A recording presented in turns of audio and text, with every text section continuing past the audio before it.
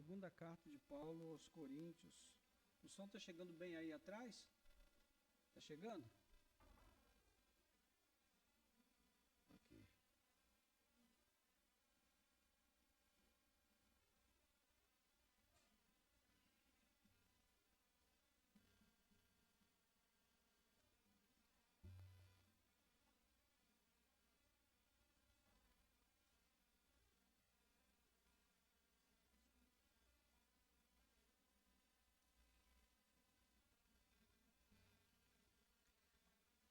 Glória ao nome do Senhor. Antes de nós começarmos, irmãos, a falar sobre o texto de hoje, eu quero pedir perdão aos irmãos que estiveram aqui domingo passado na escola bíblica. Só depois, quando eu fui ver a gravação, percebi que havia falado 1h30. Então, eu peço perdão aos irmãos. Me perdoem, irmãos, nem me dei conta. O tempo passou muito rápido. Mas estou tentando me educar aqui para ser mais comedido, tá bom? Então, continue orando por mim. Glória a Deus.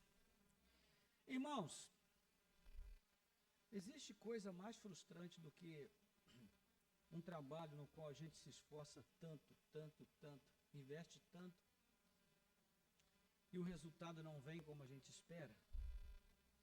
É muito frustrante quando acontece isso, né? A gente investe, a gente faz o nosso melhor, a gente trabalha, se esforça, se afadiga, investe os nossos melhores recursos e quando a gente vai procurar o fruto, não tem fruto. É muito frustrante isso, não é verdade? Mas isso não acontece só com a gente, irmãos, acontece com Deus também. E o nosso Deus é um Deus que ama a poesia. E na Bíblia nós encontramos muitos poemas, belos poemas e de profundo significado. E um deles se encontra em Isaías capítulo 5, depois você pode olhar, é o poema da vinha. Ali Deus fala em tom de desagravo, né, contra a ofensa, aliás, sobre a ofensa cometida contra ele pelos moradores de Jerusalém e o povo de Judá. O poema descreve ali a frustração de um homem que plantou uma vinha, trabalhou arduamente, preparou a terra, semeou boas sementes. E no tempo da colheita, quando ele esperava colher boas uvas, a vinha produziu apenas uvas bravas.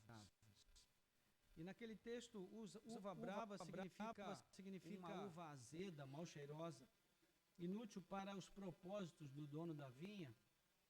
E assim, o povo de Judá se tornou para com Deus, né, um povo que não podia atender aos propósitos de Deus, e apesar da generosa porção de graça que o Senhor investiu sobre aquele povo, Judá respondeu com indiferença e continuou a agir da mesma maneira que sempre agiu, como se a graça nunca tivesse alcançado seus corações, ignorando ali os preceitos do Senhor, ou seja, suas vidas receberam a graça de forma vã, inútil, não teve sentido, não teve valor para eles. E essa imagem da vinha que frustra o agricultor, né, que tanto trabalhou ali esperando colher o melhor e colher uvas bravas, poderia muito bem ser usada também para expressar a relação de Paulo com a igreja de Corinto. Em especial, a sua segunda carta foi enviada àquela igreja, revela uma frustração muito grande do apóstolo diante do modo tão snob, tão arrogante e ofensivo como a igreja que ele havia fundado o tratava. A questão é que agora outros pregadores chegaram ali na igreja e se instalaram na igreja e começaram a falar mal de Paulo, difamá-lo, e a igreja acolheu esses pregadores. E assim como o profeta Isaías em relação a Judá, Paulo também procura despertar os coríntios para que a graça do Senhor oferecida a eles tão generosamente não se torne também vã. E ele quer justamente falar sobre essas questões que vão permear toda a carta. E na porção da carta que nós vamos considerar, ele faz aquilo que na carta inteira ele vai fazer, que é se defender de acusações e desconfianças da igreja contra ele. E com isso, o texto vai abordar um tema principal, que é o ministério da reconciliação. Reconciliação de Deus com o homem, mas também implicitamente um apelo à reconciliação da própria igreja com Paulo, com o seu fundador. E é basicamente sobre isso que nós vamos ver em 3 subtemas. O primeiro é o testemunho cristão em resposta ao amor de Cristo, os deveres da igreja para com a sua vocação cristã e o conteúdo e o método da pregação da igreja. Então, nessa manhã, eu convido você para refletir comigo sobre tudo isso com base na palavra do Senhor, segunda carta de Paulo aos Coríntios, capítulo 5, versículos 11 a 21. Nós vamos ler e depois vamos orar. Ok?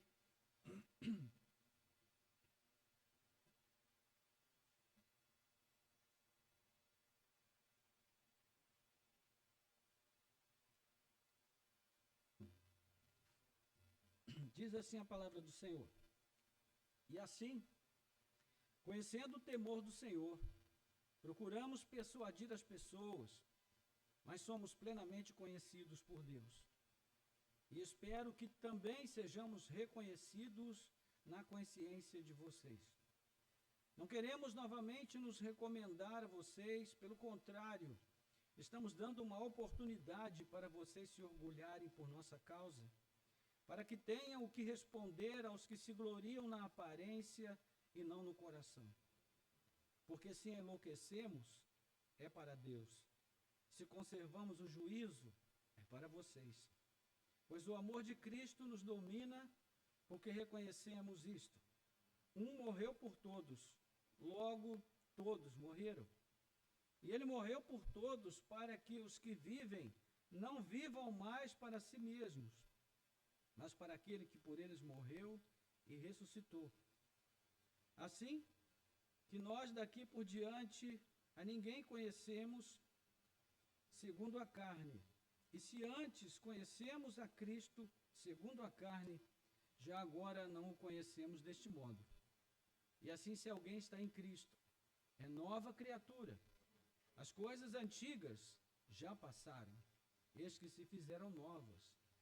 Ora, tudo isso provém de Deus, que nos reconciliou consigo mesmo por meio de Cristo e nos deu o ministério da reconciliação, a saber, que Deus estava em Cristo reconciliando consigo o mundo, não levando em conta os pecados dos seres humanos e nos confiando a palavra da reconciliação. Portanto, somos embaixadores em nome de Cristo, como se Deus exortasse por meio de nós. Em nome de Cristo, pois, pedimos que vocês se reconciliem com Deus. Aquele que não conheceu pecado, Deus o fez pecado por nós, para que nele fôssemos feitos justiça de Deus. Vamos orar? Nosso Deus e Pai, graças te damos pela leitura da tua palavra santa, Senhor. Te exaltamos porque essa palavra é viva, é poderosa, é eficaz, ela pode penetrar o mais íntimo dos nossos corações e trazer à luz o que ali está oculto, inclusive de nós mesmos, para que seja tratado por ti, pela tua palavra, que esta manhã seja um tempo de tratamento para nós. Tratamento das nossas mentes, dos nossos corações, das nossas almas, à luz daquilo que a tua palavra traz para nós. Pedimos a tua direção, a direção do teu Espírito nessa hora, e que o teu nome seja glorificado através da exposição da tua palavra. Oramos em nome de Jesus. Amém. Glória a Deus. Muito bem, irmãos. A teologia de Paulo é permeada todo o tempo pela doutrina bíblica da criação. Sempre na perspectiva dos 4 pilares que sustentam a teologia cristã: criação, queda, redenção e consumação. Paulo entende que o ser humano foi criado por Deus e para Deus. Não é? A criação foi trazida à existência do nada pela palavra de Deus para que servisse a Deus, especialmente o homem, que é, como nós conhecemos, a coroa da criação. Paulo entende que a humanidade e a criação como um todo, no entanto, caiu em Adão e com isso se perdeu da comunhão com o Criador, e ficou distante, apartada do seu Criador. Mas Paulo entende também que ela foi redimida em Cristo Jesus e que a história humana caminha para um desfecho no qual todos deverão comparecer perante o tribunal de Cristo. Portanto, na perspectiva da teologia paulina, bíblica, cristã, a morte não é o fim da história humana perante o seu Criador. Pelo contrário, a morte é o início verdadeiro dessa relação, pois ela conduz a vida humana à dimensão da eternidade. Então, é assim que Paulo fala no capítulo 5, que quando os cristãos deixarem o corpo físico, quando eles morrerem, então eles entrarão no estado eterno de vida com o Senhor. Pois você pode conferir capítulo 5, de 1 a 7. E mais, ele afirma que, por causa dessa esperança, nós devemos viver aqui de modo agradável a Deus. Versículo 9, onde ele vai dizer: e por isso que também nos esforçamos para ser agradáveis a Ele, quer presentes, quer ausentes. E por fim, há uma razão lógica para isso que está no verso 10, onde se lê: porque é necessário que todos nós compareçamos diante do tribunal de Cristo, para que cada um receba segundo o bem ou o mal que tiver feito por meio do corpo. Amém. O que isso significa, irmãos? Que a salvação é pelas obras? Que nós vamos alcançar a salvação pelo trabalho que fizermos, se o fizermos bem feito? Não, não significa isso. Nós já falamos aqui diversas vezes que, apesar de as obras não salvarem, as obras dão testemunho da verdadeira conversão na vida de alguém. Um cristão verdadeiro que é convertido mesmo, ele pratica boas obras, porque o seu coração está encharcado do amor de Cristo. E esse coração encharcado do amor de Cristo, ele tem a inclinação a fazer o bem, a ajudar, a estender a mão, a perdoar, a aceitar o outro com suas fraquezas e limitações. E se o coração não está vivendo a partir desses princípios, pode ser que esse coração não seja realmente convertido. E nesse caso ele precisa buscar em Deus uma verdadeira transformação. Então os salvos, que já foram considerados justos por causa de Cristo, não por si mesmos, eles vão comparecer perante o tribunal de Cristo com as suas obras de justiça, sim, não para serem salvos, mas porque foram salvos, a fim de receberem a recompensa pelo serviço prestado ao Senhor por meio do corpo, porque há uma recompensa. E além disso, as suas obras testemunharão mesmo ali da legitimidade da sua salvação. Então, por isso, é necessário que todos, sem exceção, compareçamos perante o tribunal de Cristo. E ao refletirmos sobre tudo isso, irmãos, na perspectiva do autor, o nosso coração deve ser tomado de um temor santo perante Deus. E é falando sobre esse temor que começa nosso texto de base. Versículo 11, e dizia assim: conhecendo o temor do Senhor, procuramos persuadir as pessoas, mas somos plenamente conhecidos por Deus, e espero que também sejamos reconhecidos na consciência de vocês. Para entendermos bem o que Paulo tem em mente ao dizer essas palavras do verso 11 ao 15, nós devemos levar em conta a questão de fundo da própria carta, que é, como nós falamos, o menosprezo dos coríntios pela pessoa de Paulo e o apreço deles pelos falsos apóstolos que tentavam tomar o controle da igreja. Você pensa que isso é coisa nova? Não é não. Já acontecia lá na igreja primitiva. Alguns versículos mostram essa tensão entre a igreja coríntia e o seu fundador. Se você avançar um pouquinho aí no capítulo 10, você vai poder conferir comigo, versículos 10 a 12, né? Diz assim o texto: alguns dizem, as cartas são graves e fortes, mas a presença pessoal dele aqui é de Paulo, é fraca e a sua palavra é desprezível. Que tal pessoa leve em conta o seguinte: o que somos na palavra por cartas, estando ausentes, seremos também em ações quando presentes. Porque não ousamos nos classificar ou comparar com alguns que louvam a si mesmos, mas eles, medindo-se consigo mesmos e comparando-se consigo mesmos, revelam falta de entendimento. Ou seja, Paulo está se defendendo aqui, né, da acusação que eles faziam. Eles diziam, ora, as cartas dele são cartas severas, mas ele mesmo em pessoa, severas, não transmite nenhum temor, e a sua palavra é desprezível. Imagine você ser fundador de uma igreja, trabalhar tanto por ela, e um dia escutar isso, a opinião da igreja a seu respeito. A opinião da igreja a seu respeito. Imagine isso.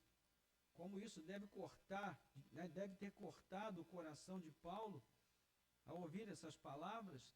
Avançando um pouquinho para o capítulo 11, nós vamos ver também outras citações a esse respeito. Versos 4 a 6 diz assim: pois se vem alguém que prega outro Jesus, diferente daquele que nós pregamos, ou se vocês aceitam um espírito diferente daquele que já receberam, ou um evangelho diferente do que já aceitaram, vocês toleram isso muito bem. Porque suponho em nada ter sido inferior a esses super apóstolos, que está entre aspas, e embora seja fraco no falar, não sou no conhecimento. Em tudo e por todos os modos temos manifestado isto a vocês. Depois, versículos 12 a 15, mas o que faço, isso continuarei a fazer, para não dar oportunidade àqueles que a buscam com o objetivo de serem considerados iguais a nós naquilo que se gloriam, porque esses tais falsos apóstolos, obreiros fraudulentos, disfarçando-se em apóstolos de Cristo, e não é de admirar, porque o próprio Satanás se disfarça em anjo de luz. Portanto, não deveria surpreender que seus próprios ministros se disfarcem em ministros de justiça. O fim deles será conforme as suas obras. Palavras duras de Paulo. E por fim, versículos 19 a 20 do capítulo 11, onde ele também vai dizer, porque sendo tão sábios, de boa vontade, vocês toleram os loucos. Vocês toleram quem os escravize, quem os explore, quem os engane, quem se exalte, quem lhes dê bofetadas no rosto. Olha só. Paulo está arrazoando com a igreja, dizendo, olha, vocês são muito tolerantes e vocês admiram e dão valor às pessoas que estão explorando vocês, que estão tratando vocês de forma injusta, tirando proveito de vocês, arrancando, né, a lã da pobre ovelhinha, e a ovelhinha está ainda se admirando daquele que está praticando tal ação. É basicamente isso que Paulo está dizendo. Então é uma relação conflituosa. E nesses primeiros 5 versículos do texto, Paulo vai responder às críticas quanto ao seu estilo de ministério. E para isso ele vai abordar 5 assuntos. Primeiro, a defesa da sua integridade pessoal e apostólica. Segundo, o seu testemunho entre os coríntios é sua melhor credencial. Terceiro, uma defesa da sua sanidade. Quarto, a única motivação do seu ministério. E 5, um resumo do seu evangelho pregado entre eles. Então, a primeira coisa que ele faz é defender a sua integridade. E a base da sua argumentação é o temor pelo julgamento de Deus mencionado no verso 10. Então, Paulo, ele não sente medo do Senhor, ele não teme ao Senhor no sentido de não se aproximar dele por medo ou temer algum castigo, mas esse é um temor reverente ao fato de que haverá o juízo no fim da jornada terrena. Isso fazia que Paulo tremesse. E deveria fazer com que todo cristão trema e tema diante de Deus. Meus irmãos, a sensação que eu tenho é que a igreja pós-moderna não pensa mais na eternidade. As pessoas agora, elas só pensam no aqui e no hoje. Não levam mais em conta que se morrerem com seus corações inimizados com Deus, como inimigos de Deus, vão perecer. As pessoas parecem que perderam essa compreensão, essa noção de que nós estamos aqui apenas passando um tempo, mas que a nossa meta deve ser o encontro final que nós teremos com o nosso Criador. Não é? Como diz o autor de Eclesiastes, lembra do teu Criador nos dias da tua mocidade, antes que venham os dias maus, nos quais você não tenha nenhum prazer. Ou seja, vamos encontrar com Deus. Ou o profeta Amós, quando ele clama e diz: prepara-te, ó Israel, para encontrares o Senhor teu Deus. Isso sim é um versículo que deveria estar colado na porta da nossa geladeira. Na verdade, deveria estar colado na nossa testa, para que toda vez que a gente olhasse para o espelho, a gente não esquecesse que nós vamos ter um encontro com o nosso Criador. E esse encontro poderá ser um encontro feliz ou muito triste, dependendo da forma como nós vamos chegar perante Ele. Então, sim, salvação é pela graça, mas as obras testificam da nossa salvação, ou testificam do contrário, que de fato não somos salvos. A segunda coisa que Paulo faz, ele procura conduzir a si e o seu modo de agir no serviço a Cristo sob o peso desse temor. Ele não quer fazer nada que traga dúvidas ao seu próprio coração quanto à aprovação de Cristo. A sua maior preocupação não é ter um ministério de sucesso, uma igreja cheia, um carro, do último tipo, um jatinho particular. A preocupação de Paulo não é nada disso. A preocupação dele é não ser desqualificado no fim. E ele já havia expressado isso na primeira carta, quando ele diz: mas eu esmurro meu corpo e o reduzo à escravidão, para que, tendo pregado aos outros, não venha eu mesmo a ser desqualificado. 1 Coríntios 9, 27. Então a ideia aqui é o seguinte: se o remédio é amargo, tome primeiro você e depois você dê aos outros.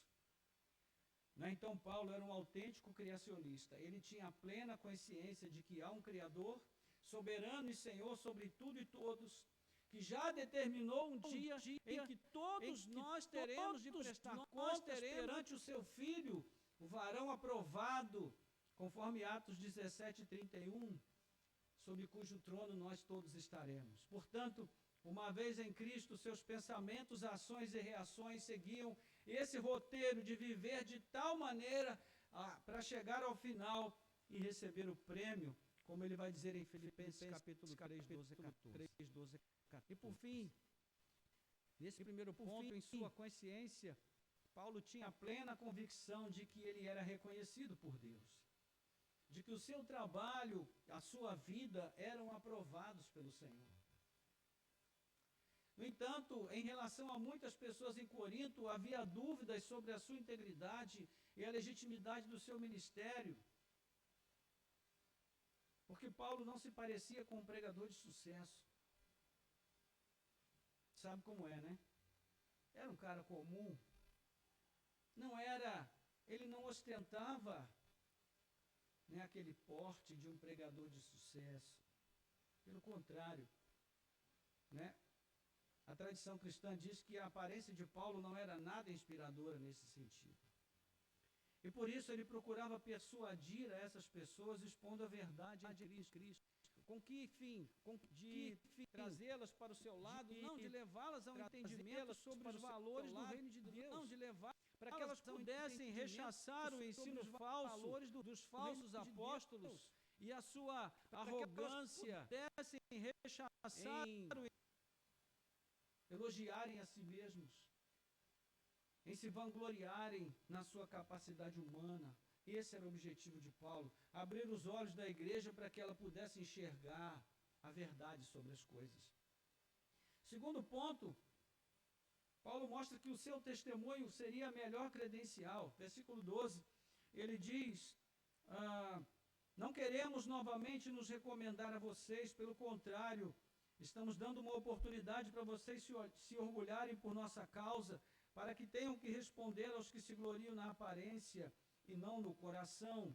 Então parece que alguns desses pregadores que estavam fazendo um enorme sucesso lá em Corinto, eles se gloriavam de ter chegado à igreja com cartas de recomendação. No capítulo 3, versículo 1, nós vamos ver Paulo falando sobre isso, né? Voltando um pouquinho aí, você pode ver comigo, ele vai dizer assim: estamos começando outra vez a recomendar a nós mesmos? Ou será que temos a necessidade, como alguns, de entregar cartas de recomendação para vocês ou pedi-las a vocês? Imagine isso. Seria como seu filho de 10 ou 12 anos chegar para você e dizer: papai, para você me repreender, eu preciso que você me apresente uma licença do governo, para você me chamar a atenção, me colocar de castigo quando eu fizer bobagem. Então me traga aí uma carta de apresentação, recomendando você como meu tutor. Além disso, eles também se gloriavam no fato de serem hebreus, capítulo 11, versículo 22, né, de supostamente terem experiências de êxtase espiritual, como visões. É por isso que Paulo vai, no capítulo 12, versículo 1, ele vai falar das suas próprias visões e revelações, para mostrar que ele não era em nada inferior a esses falsos apóstolos. Isso levou Paulo, então, a sair da sua costumeira modéstia e destacar o seu testemunho pessoal e apostólico como a sua melhor carta de apresentação. Não é? No mesmo capítulo 3, ele vai dizer no verso 2 e 3, vocês são a nossa carta, escrita em nosso coração, conhecida e lida por todos. Vocês manifestam que são carta de Cristo, produzida pelo nosso ministério, escrita não com tinta, mas com o Espírito do Deus vivo, não em tábuas de pedra, mas em tábuas de carne, isto é, nos corações. Ou seja, a existência da igreja de Corinto é a nossa carta de recomendação. No verso 10, ainda do capítulo 3, ele vai dizer, pois neste particular, ele vai dizer, nos capítulos 10 a 12, ele vai dizer, nesse aspecto particular, que nesse aspecto a sua vida em nada era inferior, o seu ministério em nada era inferior àqueles que se julgavam apóstolos na igreja de Corinto. Mas o que ele realmente preferiria era que os próprios coríntios fossem sinceros, fossem leais, verdadeiros e defendessem a integridade do seu fundador diante daqueles ataques. É por isso que ele diz, nós estamos dando a vocês a oportunidade de se gloriarem por nossa causa, para que tenham como responder aos que se gloriam na aparência e não no coração. Ou seja, eles deveriam defender Paulo e seus companheiros, mas pelo contrário, eles também atacavam o seu fundador. Outra questão importante, Paulo defende a sua sanidade, versículo 13, porque se enlouquecemos é para Deus, e se conservamos o juízo é para vocês. A questão é que a paixão de Cristo na vida e no ministério de Paulo era algo tão intenso, na forma como ele pregava e ensinava, que isso lhe rendeu a fama de fanático, de louco. Lá no capítulo 21 de Atos dos Apóstolos, a multidão está querendo trucidar Paulo. Eles estão querendo fazê-lo em pedaços. Aí os guardas do pretório vêm, cercam ele e vão levando ele para tirar do meio da multidão, e ele pede a eles para deixarem ele falar à multidão. Aquela multidão enfurecida. E quanto mais ele fala, mais raiva o povo toma dele, mais eles querem pegá-lo e acabar com ele. Ou seja, Paulo tinha umas ações, umas atitudes que eram realmente estranhas nesse sentido. O governador Festo, diante do qual ele foi levado para expor a sua defesa, no capítulo 26 de Atos, versículo 24, o governador diz para ele, Paulo, você está louco, de tanto estudar você está maluco. Então Paulo rebate e diz, não, eu não estou louco, muito pelo contrário, eu estou em pleno juízo e bom senso. capítulo 26, versículo 25. Mas, irmãos, isso não é de estranhar, porque Jesus também havia sido acusado de loucura pelos mesmos motivos. Em Marcos 3, 21, em João capítulo 10, versículo 20, ele é chamado de louco por causa das suas convicções. Na primeira carta, Paulo afirma que a mensagem do Evangelho soa como loucura para este mundo. 1 Coríntios 1, 21 a 25. Então, ele destaca em nosso texto que a sua loucura atesta a sua fidelidade a Deus e ao Evangelho. E, ao mesmo tempo, o Evangelho que ele prega é um Evangelho que mostra o bom senso de um homem que sabe o que está dizendo e de quem está dizendo. Então, a questão é que todo pregador convicto e que tenha paixão por Cristo será taxado de louco, sempre. Não é? O quarto e penúltimo ponto aqui, o motivo do seu ministério, versículo 14, primeira parte, diz: pois o amor de Cristo nos domina. Essa é uma das frases mais belas que nós temos na Bíblia. O amor de Cristo nos domina. A palavra domina aqui, o verbo dominar, não é a melhor tradução para esse versículo, porque a palavra que Paulo usa aqui, ela deveria ser traduzida por constrangimento, por constranger. Né? Esse amor constrange. Ele pressiona Paulo a pregar e a anunciar a obra redentiva de Cristo na cruz do Calvário. O amor de Cristo sobre ele transbordou de tal forma que ele não se vê de outra maneira que não seja pregando a esse Cristo, falando dele, anunciando a sua obra, o seu reino, a sua glória para todos. Então, o estilo da pregação de Paulo e a própria mensagem que ele prega não são um sinal de loucura, e sim uma consequência do amor de Cristo que pulsa no seu interior. Um sinal de loucura, e sim uma consequência. Meus irmãos, essa é uma das razões pelas quais a igreja hoje fala tão pouco sobre Jesus. Sabe por quê? Porque nós normalmente temos o impulso de falar do que amamos. Não é verdade? É tipo aquela pessoa que descobre o amor pela jardinagem. Aí ela já compra 5 quilos de adubo e coloca lá no canto e começa a fazer uma horta, um quintal, um jardim, né? E começa com aquele gás, e aí ela só fala sobre aquilo. E aí ela só vai conversar com um amigo, só fala sobre aquilo. Vai conversar com um parente, só fala sobre aquilo. Vai lá para o WhatsApp, só comenta sobre aquele assunto, né? Vai para as redes sociais e posta lá vídeos falando sobre jardinagem, aquela coisa toda, e normalmente isso dura aí alguns meses e depois passa. Mas quando nós realmente amamos uma coisa, quando o amor por isso, por aquela coisa, por aquela coisa, sujeito nos toma, nós não conseguimos mais falar de outra coisa. Era isso que acontecia com Paulo em relação a Cristo. O amor de Cristo tomou a sua vida de tal maneira que ele não conseguia falar de outra coisa. Então, irmãos, esse amor incondicional, na perspectiva paulina, ela tem um único ponto focal, que é a cruz. Ali, Paulo diz em Romanos 5,8, Deus prova o seu amor para conosco.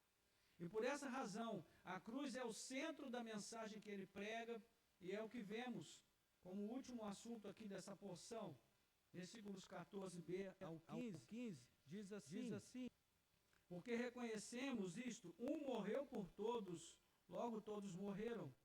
E ele morreu por todos para que os que vivem não vivam mais para si mesmos, mas para aquele que por eles morreu e ressuscitou. Então, Paulo faz um resumo do que ele prega de maneira intencional em 3 sentidos. Primeiro, ele enfatiza o caráter vicário da morte de Cristo. Ele morreu em nosso lugar. Isso fica muito claro pela comparação com outras passagens, onde os termos usados aqui são encontrados com esse sentido de substitutivo, morte substitutiva. Lucas 22, versículo 20, onde Jesus diz: este é o sangue da nova aliança derramado por vocês. E em 1 Coríntios 11, 24, Paulo vai repetir a mesma frase, a mesma palavra de Jesus. Então, Cristo, a morte que ele ofereceu na cruz do Calvário, a sua própria vida para morrer pelos nossos pecados, a sua morte era a nossa morte. Ele tomou sobre si a ira divina que deveria ser dirigida a nós, sobre nós. E por isso é que a sua morte é vicária, substitutiva, porque ele tomou o nosso lugar. E segundo, a intenção de Paulo é mostrar que a morte vicária de Cristo compromete, responsabiliza aqueles a quem ela favorece. Ou seja, aqueles por quem Cristo morreu, também morreram figuradamente com ele naquela cruz. Caso contrário, irmãos, a morte de Cristo não tem nenhum proveito para nós. É assim que todo crente em Jesus deve se considerar. O velho homem foi morto junto com Cristo. Capítulo 6 de Romanos. Isso tem outras implicações práticas que nós vamos considerar logo à frente. Mas isso, irmãos, é essencial para o crente. Se nós não morremos com Cristo na cruz do Calvário, a nossa vida não é vida nova. Porque se não morremos com Cristo, também não ressuscitamos com Ele. Se não ressuscitamos com Ele, continuamos vivendo como velha criatura. E terceiro, ainda mais um sentido aqui. Paulo pressupõe que a morte substitutiva de Cristo foi seguida por sua ressurreição. Isso significa que se nós morrermos com Cristo, se nós morrermos com Ele na cruz, ou se morrermos com Ele na cruz, então nós não podemos mais viver para nós mesmos. Nós devemos viver por Ele e para Ele. Não há outra vida para o crente senão em Cristo, irmãos. Na participação da vida ressurreta de Cristo Jesus. Eu fico impressionado hoje quando vejo as pessoas, ainda que se são membros, sejam membros de uma igreja, tão preocupadas apenas consigo mesmas, com as suas questões, com as suas demandas, com as suas necessidades, com seus sentimentos, com as suas fragilidades, com as suas questões emocionais. Irmãos, tudo isso é muito importante porque o Senhor nos valoriza. Ele valoriza a nossa vida como um todo. Ele não é um Deus que dá de ombros para os nossos sofrimentos. Mas vejam, meus irmãos, nós não podemos idolatrar a nossa própria vida, nos colocando no lugar que Cristo deveria ocupar nos nossos corações. Isso é idolatria. É egolatria, é uma adoração do próprio eu. Então, quando nós vemos aqui o que Paulo está dizendo, ele está destruindo todo o argumento jactancioso, vaidoso, baseado em vanglória, tanto dos falsos mestres de Corinto, quanto da própria igreja que se gloriava nesses falsos apóstolos, ou de qualquer um que leia essas palavras, mostrando que a nossa relação com Cristo não pode nos levar a ostentar os valores humanos, buscar a glória terrena, nos orgulharmos da carne, da velha natureza. Não é isso, irmãos. A vida com Cristo é uma vida nova. O velho homem está morto, morreu na cruz do Calvário, foi pregado lá e é ali que ele deve ficar. E todas as vezes que ele desce da cruz, é desgraça. Conflito, guerra, tribulação, é morte. É o que afirma os versos seguintes, versos 16 e 17, onde o texto vai dizer, assim, que nós daqui por diante a ninguém conhecemos segundo a carne. E se antes conhecemos a Cristo segundo a carne, já agora não o conhecemos deste modo. E assim, se alguém está em Cristo, é nova criatura. As coisas antigas já passaram, e eis que se fizeram novas coisas. O texto apresenta uma das formas paulinas prediletas de ilustrar o antes e o depois da vida com Cristo, que é a ideia do corte. De uma ruptura entre a vida sem Cristo e a vida com Cristo. A expressão daqui por diante traz essa ideia, como se a morte de Cristo tivesse ocorrido naquele momento exato em que ele está falando, e a partir daquele momento a nossa cosmovisão de Cristo e do próprio mundo fosse completamente mudada. Até o momento em que Cristo se revelou a Paulo na estrada de Damasco, ele conheceu a Cristo de um modo carnal. Ele julgava a Cristo um farsante, um falso Messias, um curandeiro que iludiu as multidões, um atrevido que desafiou a poderosa estrutura religiosa dos escribas, fariseus e saduceus. E por isso ele perseguiu a Cristo, perseguindo a sua igreja. Mas um dia, quando ele estava indo para Damasco, com cartas para prender os cristãos e levarem eles presos para Jerusalém, ele teve um encontro com Cristo que mudou a sua vida. E Cristo perguntou para ele: por que você me persegue?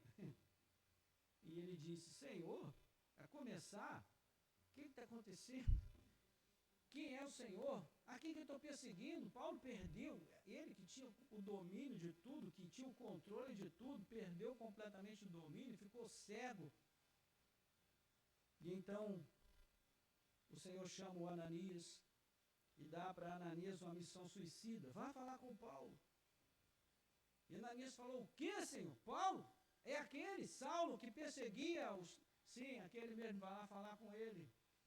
E vou mostrar a ele o quanto importa sofrer pelo meu nome.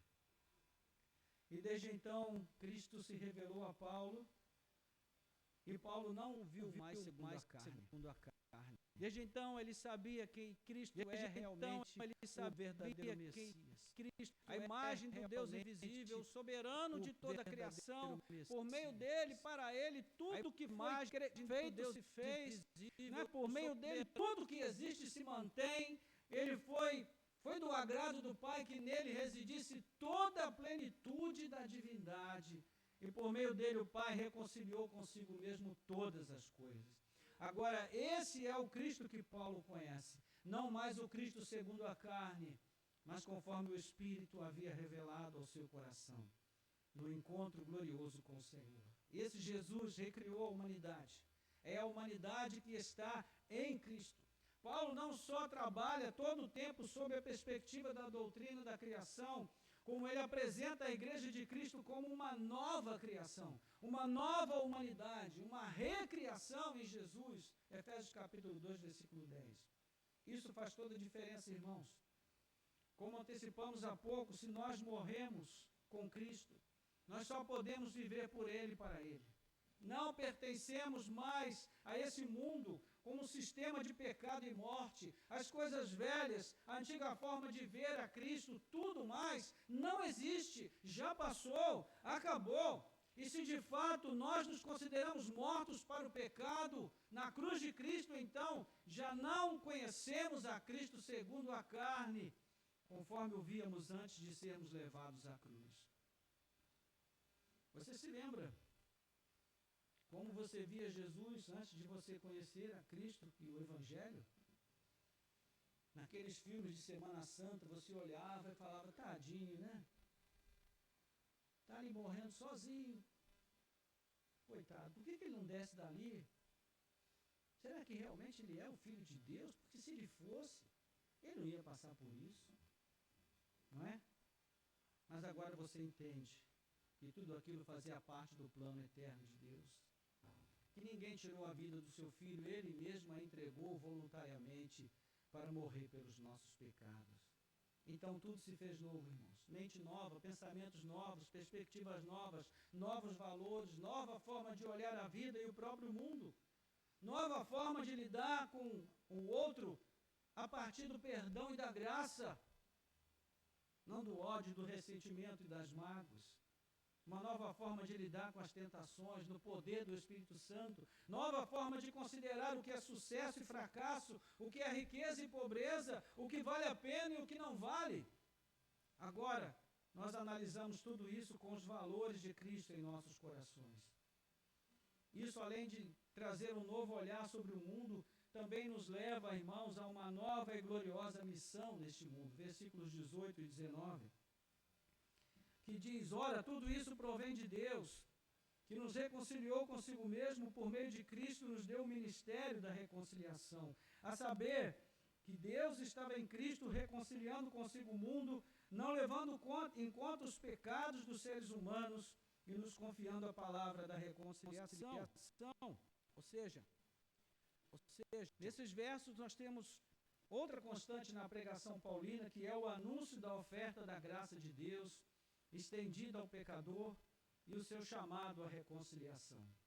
Se o homem e a criação como um todo sofreu a queda em Adão, em Cristo, Deus reconciliou consigo o mundo bom que ele havia criado. No entanto, se a criação como um todo recebe os benefícios da reconciliação que Deus operou em Cristo de forma compulsória, o ser humano que é dotado de razão, de vontade, de livre agência, ele precisa responder ao chamado à reconciliação. E é atendendo a esse chamado que ele pode receber os benefícios resultantes de se reconciliar com Deus. É quando nós levantamos a mão e dizemos: sim, Jesus, estou aqui. Minha vida está nas tuas mãos. Eu não sei bem ao certo o que significa entregar a vida a ti, mas entendo que isso é o que eu devo fazer, porque não existe outro caminho para a glória. E nesse sentido, cada crente em Jesus se torna um portador da mensagem de reconciliação. Você entende por que é totalmente controverso um crente que só gosta de arranjar encrenca e confusão? Porque a vida cristã, ela existe nesse contexto da reconciliação. Nós somos portadores da mensagem de reconciliação e não de briga, de desentendimento, de guerra, de conflito. Deus confiou a nós a palavra que reconcilia, o Evangelho, a Boa Nova. A queda promoveu a separação, a inimizade entre o Criador e a sua criação, em especial o ser humano, mas Cristo derrubou a parede que nos separava, tanto de Deus quanto uns dos outros. Efésios 2, versículo 11 e seguintes. E essa é a boa notícia que nós temos a compartilhar com este mundo, irmãos. O muro caiu, a parede caiu, o império do pecado caiu, a morte foi vencida, a ira de Deus foi redirecionada sobre o seu Filho. A sua justiça foi satisfeita, o pecador foi justificado em Jesus. Então Paulo afirma aqui algumas coisas que são importantes para a gente guardar. Primeiro, tudo provém de Deus, a iniciativa de alcançar e resgatar o pecador, de dar a ele uma nova vida, vem inteiramente da boa vontade do Pai. Segundo, a mensagem que temos a compartilhar não é nossa, mas é a mensagem de Cristo. Ela não pode ser mudada ou reinventada. Eu não posso ter uma boa ideia e procurar um versículo bíblico ou um parágrafo bíblico que sirva para eu defender a minha ideia.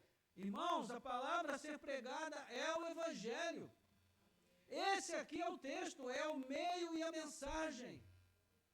Nós não podemos criar uma mensagem na nossa cabeça e depois procurar um versículo que se encaixe ali para justificar e dizer que é bíblica. E por fim, o nosso chamado deve ser para a reconciliação. Enfatizar que o homem em seu estado natural está rompido com o Criador, longe do Filho Redentor e ignorante da regeneração do Espírito Santificador. Portanto, só há esperança para ele se ele assumir uma atitude humilde e aceitar a oferta de reconciliação. Deus já estendeu a mão da misericórdia, irmãos, não atribuindo aos seres humanos a culpa pelos pecados, mas castigando em lugar deles o seu próprio Filho. Então, a mão de Deus está estendida. Logo, temos uma grande responsabilidade para com esse mundo. Somos os portadores da mensagem de salvação e devemos compartilhá-la. Temos um colega que foi internado essa semana, depois de sofrer um infarto. E ele estava na UTI até antes de ontem, se eu não me engano. E ontem ele me mandou uma foto dele, fora da cama já, no lado do leito de outra pessoa, dizendo assim: olha, esse aqui é o mais novo membro da família de Deus. Ele acabou de aceitar Jesus. Impressionante, irmãos. Eu fiquei tão envergonhado, ao mesmo tempo que eu fiquei tão feliz por vê-lo, né, pregando o Evangelho, mesmo naquela situação tão precária que ele está vivendo. É um homem que tem o coração de Cristo pulsando no seu coração, que tem o amor de Cristo dentro de si, então ele quer compartilhar, não importa onde ele esteja. Isso é maravilhoso, irmãos.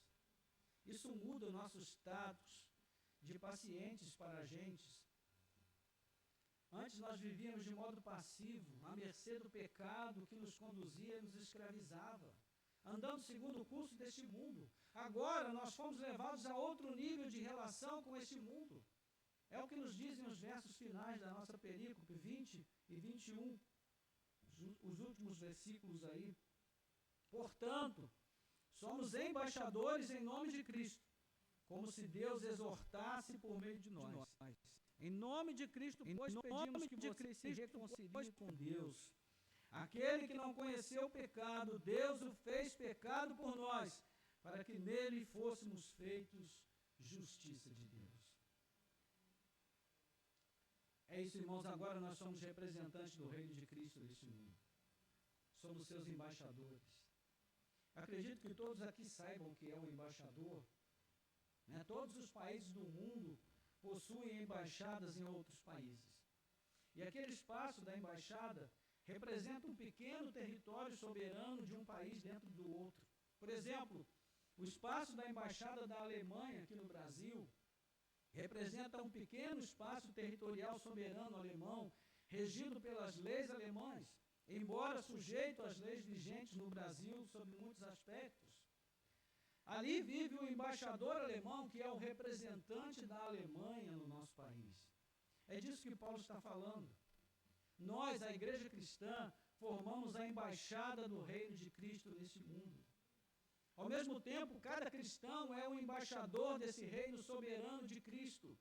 A igreja é regida pelas leis do reino de Deus, muito embora esteja sujeita sob muitos aspectos à legislação vigente na região onde se encontra no mundo. E Paulo, em Romanos 13, nos ensina a sermos também obedientes às leis do nosso país e às autoridades constituídas. Então aqui nós falamos em nome de Cristo, anunciamos a mensagem como do nosso rei soberano, né, a mensagem do seu reino ao qual nós representamos. Ao mesmo tempo, Deus exorta este mundo por meio de nós. E nesse sentido, irmãos, a mensagem de reconciliação ganha um outro tom. Não se trata de um mero convite, mas de uma exortação à reconciliação. Isso aqui muda a mensagem, muda o método. A mensagem ganha ares bem mais dramáticos.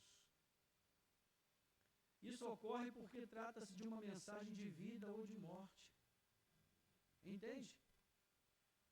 Nós não podemos, irmãos, levar a mensagem de Cristo como se fosse uma caixa de tomate que ninguém quer e fazer promessas para as pessoas, para elas aceitarem. Não leve, porque você vai gostar, vai te fazer bem. Olha, isso aqui vai mudar a sua forma de preparar os seus pratos, vai melhorar a tua autoestima. Nós não temos uma palavra que chame as pessoas a uma melhoria de condições de vida eterna, de vida terrena, perdão. Não é o caso de um convite que se restringe a dizer às pessoas: venha a Cristo e você receberá uma vida mais feliz. A libertação dos vícios, realização profissional. Venha a Cristo e você vai conseguir um bom casamento. Você vai conseguir satisfação na vida afetiva, na vida sexual. Sim, meus irmãos, é possível que esses efeitos acabem alcançando aquele ou aquela que se reconcilia com Deus em Cristo, mas a base não é essa. A base está errada. A nossa pregação precisa soar mais como uma convocação para a morte da velha vida e o ressurgimento para uma nova vida. É disso que se trata, meus irmãos. E o que passa disso é acessório. Se Deus quiser fazer prosperar a minha vida financeiramente, isso é acessório. Se Deus quiser curar as minhas enfermidades físicas aqui neste mundo, isso é acessório. O que não é acessório é a minha entrada na eternidade. Isso não é acessório. Essa é a questão principal. É para isso que eu devo realmente viver e me importar, irmãos. Então, a mensagem do Evangelho não pode ser maquiada e nem maculada por estratégias que visem os propósitos humanos, mas desconsiderem os propósitos de Deus. Sabe aquela coisa? Nós precisamos pregar uma mensagem mais positiva, porque senão a igreja não enche. Nós precisamos falar mais de bênçãos materiais, porque senão o povo não vem. Meus irmãos, nós não podemos enganar o povo, não podemos enganar as pessoas. O propósito de Deus é salvar as nossas almas do inferno, da perdição eterna. Lázaro foi ressuscitado, sim, mas ele continuou sendo mortal. Ele ressuscita no capítulo 11 e no capítulo 12 João diz: e as autoridades religiosas procuravam um meio de matar não somente a Jesus, mas também Lázaro, a quem ele havia ressuscitado. Ou seja, a ressurreição de Lázaro, meus irmãos, foi provisória. A única pessoa que ressuscitou para a vida gloriosa e definitiva foi Cristo. Cristo ressuscitou para a vida escatológica, para a nova vida escatológica que todos nós vamos também experimentar em Cristo. Mas enquanto estivermos aqui, meus irmãos, tudo vai ser provisório. Não é? A riqueza de hoje pode ser a escassez de amanhã. A saúde de hoje pode ser a fraqueza de amanhã. O que importa é saber o seguinte: como Cristo vai me encontrar. Né? Então Paulo diz, a gente não pode enganar as pessoas, não podemos falsear o Evangelho. Capítulo 4, versículo 2, ele diz: rejeitamos as coisas ocultas que trazem vergonha, não agindo com astúcia, nem adulterando a palavra de Deus. E assim, pela manifestação da verdade, nos recomendamos a consciência de todos na presença de Deus. Já estou terminando aqui. O problema está em focar as necessidades sentidas e não nas necessidades do ser humano, de acordo com o Evangelho. Meus irmãos, as necessidades, as coisas que nós sentimos que são importantes para nós, a maioria delas realmente não são importantes. E de acordo com a Bíblia, aquilo de que o ser humano mais precisa é acertar as suas contas com Deus. Há um juízo lá na frente, e ele não vai poupar ninguém. Se você é um verdadeiro cristão, se você é um criacionista, é nisso que você crê. Se você não se importa com a eternidade, é provável que você pense como um evolucionista, que entende que a vida é só aqui e depois que morre tudo se acaba. Então eu digo para você, a sua vida não é igual à vida de uma planta nem de um bicho. Você é um ser especial. O Senhor te criou como criação especial, para falar contigo, para ter um relacionamento contigo e para que você entenda que no final Ele está te esperando lá para um acerto de contas. Então, irmãos, se quisermos chegar lá com toda a confiança e receber palavras de aprovação, precisamos nos esforçar para viver aqui de modo agradável a Deus. Isso tem início na obra de Cristo, que Ele opera em nós, nos reconciliando com o Pai, atribuindo a nós a justiça de Deus, mas desemboca também num testemunho verdadeiro, real, de que realmente fomos convertidos. O que significa essa afirmação final de Paulo, quando ele diz que aquele que não tinha pecado foi feito pecado por nós? Bem, ele quer dizer que, embora Cristo não tivesse nenhum pecado, Deus imputou o pecado que era nosso sobre ele. Ou seja, Cristo tomou o nosso lugar. Nós temos uma antecipação desse fato na profecia de Isaías 53, 4, 6 e também versículo 12, onde ele fala sobre o servo sofredor. Ele diz: o castigo que nos traz a paz estava sobre ele, e pelas suas feridas nós fomos sarados. Então esse sentido é o mais fiel ao contexto. Assim como o pecado atribuído a Cristo não era o seu próprio pecado, pois ele não o tinha, a justiça atribuída a nós não é propriamente nossa, porque nós não possuímos nenhuma justiça. O pecado é nosso e a justiça é de Cristo. Bendito seja o nome do Senhor. que não nos atribuiu mais o pecado, mas a justiça, que é do seu Filho Jesus. Considerando brevemente, irmãos, tudo isso, eu gostaria de fazer apenas 3 aplicações e com isso nós vamos orar. A primeira questão tem a ver com a maneira como Paulo vai definir aqui a sua própria posição perante o amor de Cristo. A maneira como ele lida com essa questão. O testemunho cristão em resposta ao amor de Cristo. Como você responde ao amor de Cristo, que é tão grande por você? De que maneira você reage a esse amor? Paulo decidiu que a sua vida não poderia ser mais a mesma depois que ele foi tocado por esse amor. Ele tomou uma decisão, uma deliberação, uma determinação na sua vida de não viver mais para si mesmo, mas viver para Cristo. Sem se importar com o que as pessoas estão dizendo a respeito dele, se estão elogiando as suas atitudes, se estão criticando o que ele está fazendo, se ele tem sido reconhecido pelas pessoas, se não tem sido reconhecido, se ele está recebendo alguma glória por isso, se não está, ele não está se importando com isso. O que importa para ele é devolver a Cristo, ainda que por meio de uma sombra muito pálida, o amor que Cristo entregou a ele. Então, já que ele foi tão amado, ele também quer amar, com a mesma intensidade, com o mesmo desejo, com a mesma determinação. Não é? Nos lembra aquela passagem onde Cristo fala sobre a proporção do amor, onde ele diz, olha, a pessoa que recebeu um grande perdão, também abriga no coração um grande amor por quem a perdoou. É o que acontece com Paulo, irmãos. Ele foi muito perdoado. Então ele também aprendeu a amar muito a Cristo e a entregar a sua vida a ele como instrumento de justiça, de verdade, que pudesse servir aos propósitos de Deus como instrumento em suas mãos.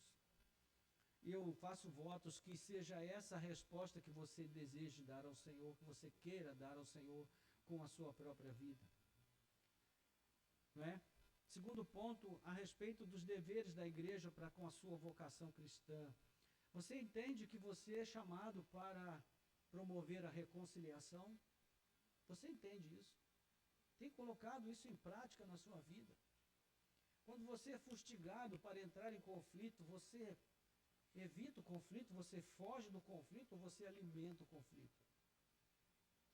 Eu digo para você, se você está alimentando o conflito, você está agindo totalmente, de forma totalmente oposta àquela que você deveria estar agindo, porque o Senhor te chamou para ser um reconciliador, para pregar a mensagem de reconciliação, para falar de Cristo como o ponto de convergência e de concordância entre todos os seres humanos, independente da cultura, da raça, independente da naturalidade, da nacionalidade, da origem, independente de qualquer coisa, da formação, do nível cultural, intelectual, financeiro. A Bíblia diz que todos nós fomos nivelados por baixo, não para sermos rebaixados, mas para entendermos que o amor que nos foi concedido é graça de Deus, não é mérito nosso. Então, irmãos, que nós tenhamos consciência do nosso dever como igreja, de sermos reconciliadores em nome de Cristo.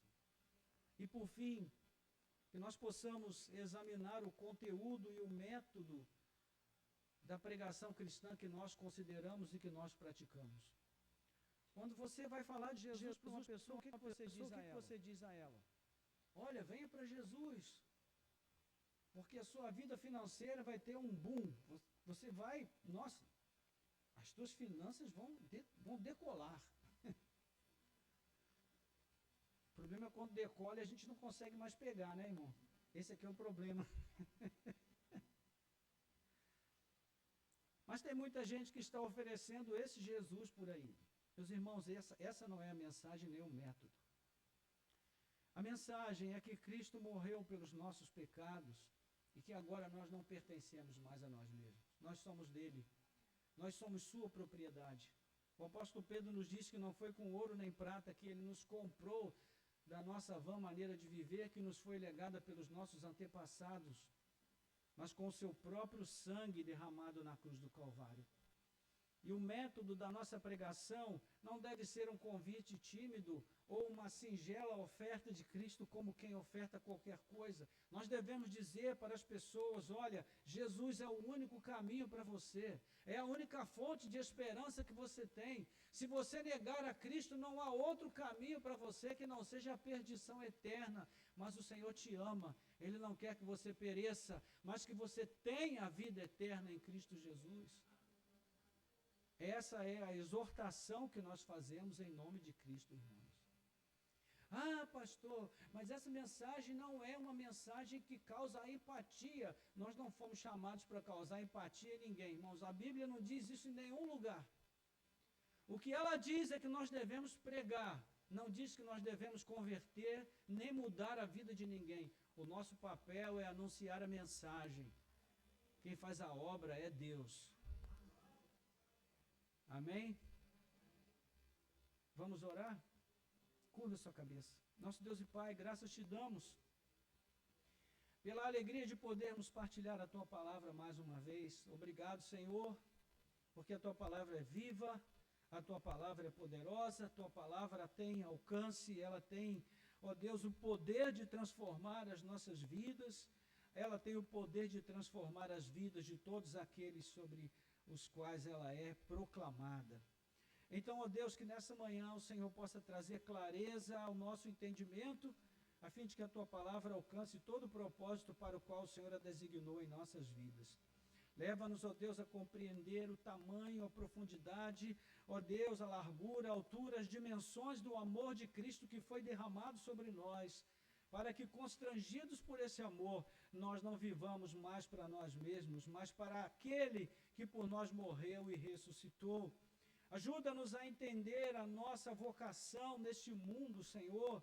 Nós não estamos aqui a passeio e nem para construir, ó Deus, uma vida financeira de sucesso, uma vida afetiva plenamente satisfatória, uma vida que só atenda às nossas necessidades pessoais.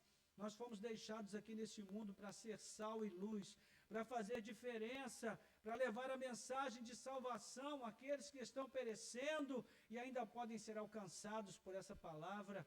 Mas traz também, Senhor, ao nosso entendimento, à nossa compreensão, que a mensagem que temos a pregar não pode ser falseada, ela não pode ser, ó Deus, maculada, ela não pode ser maquiada, precisa ser a mensagem clara do Evangelho, que há um Salvador que entregou a sua vida por nós, para se tornar o Senhor das nossas vidas, o dono das nossas vidas, para nos usar como instrumentos de reconciliação deste mundo, trazendo a palavra que reconcilia o homem com Deus. Ó Senhor, traz todo esse entendimento bem claro às nossas mentes e corações, de tal maneira que isso possa gerar em nós uma outra atitude, diferente daquela que tivemos até esse momento. Nós te pedimos e te agradecemos, em nome de Jesus. Amém. Amém. Glória a Deus.